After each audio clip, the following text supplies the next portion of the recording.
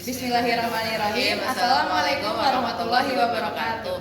Hi everyone. So today we want to perform a conversation about why the dates of Idul Adha is different in Indonesia and Saudi Arabia.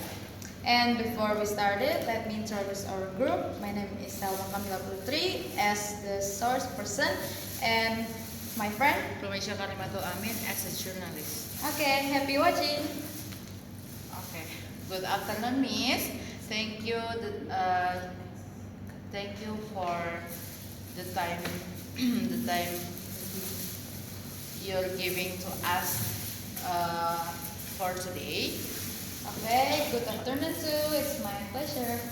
So, there's been some discussion about why the dates of Idul Adha it's different in Saudi Arabia and Indonesia.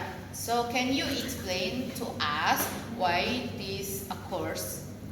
Certainly, the differences mainly because of the methods that Saudi Arabia and Indonesia were to determine the beginning of the Zulhijjah.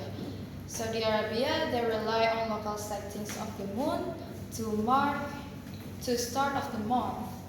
So, if the moon is sighted in Saudi Arabia but not in Indonesia, the dates of Idul Adha will be different. Exactly. If the new moon is sighted in Saudi Arabia, they will declare to start of the Zulhijjah immediately. However, in Indonesia, we combine two ways, that is local sighting of the moon and astronomically calculations. And that's how sometimes the start of the Zulhijjah will be different than the other country. How does this different affect to celebration of Idul Adha? It means Saudi Arabia will celebrating Idul Adha one day before Indonesia celebrating. But I think the essence of the celebrating remains the same. Is this different in dates common across other Islamic countries as well? Yes, it is. Various countries have their own methods to local sighting moon and calculations. However, it's not uncommon to see the differences start of Zulhijjah in every country. Does this ever cause confusion or issues for Muslims globally? At times, it can be cause confusion of the Muslim, especially who living in the non-Muslim majority countries.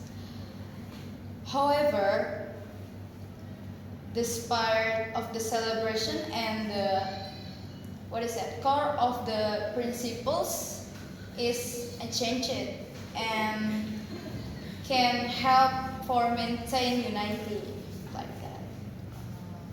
I think enough for the question, Miss.